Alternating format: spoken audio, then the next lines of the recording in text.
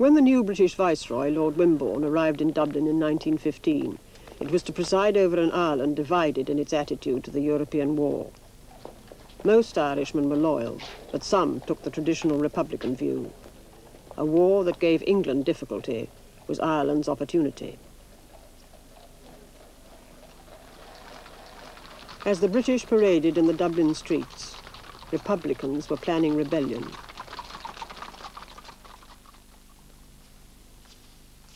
At the funeral of the Irish patriot O'Donovan Rossa, revered hero of an earlier rebellion, Irish Republicans were seen to wear uniforms and carry arms. It was an impertinent and impressive show of Republican sentiment.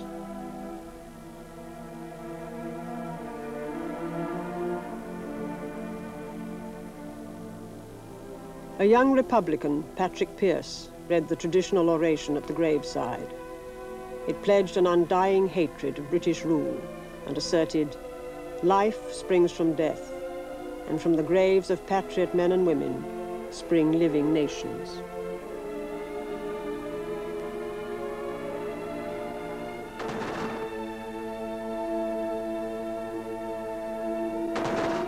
There was a relentless logic about it. They owed a debt to the past and to the dead generations, effectively to assert Ireland's claim for independence in arms, and to do so at the most opportune moment, England's difficulty being Ireland's opportunity, the traditional line. And what more opportune moment than during a war when England was fully stretched? And there was the additional calculation here, of course, that if Ireland's claim were asserted in arms during the course of the great European conflict for the rights of small nations, then this would stake Ireland's claim to being taken seriously in any post-war reconstruction which would take place. But in a wider context, of course, there was also the fact that the conviction that force alone could achieve things was gaining, certainly, was gaining converts, even in the very confined context of Anglo-Irish relations.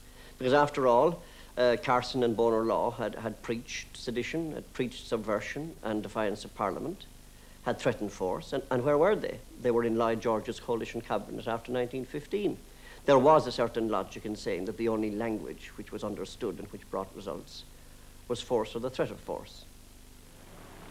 In Dublin, on Easter Monday 1916, Pearse led 1,600 men in open rebellion and proclaimed an Irish Republic. They sought not victory, but to assert Ireland's right to independence in sacrifice and martyrdom. The British quickly suppressed the rebellion, and Patrick Pearse unconditionally surrendered after 6 days.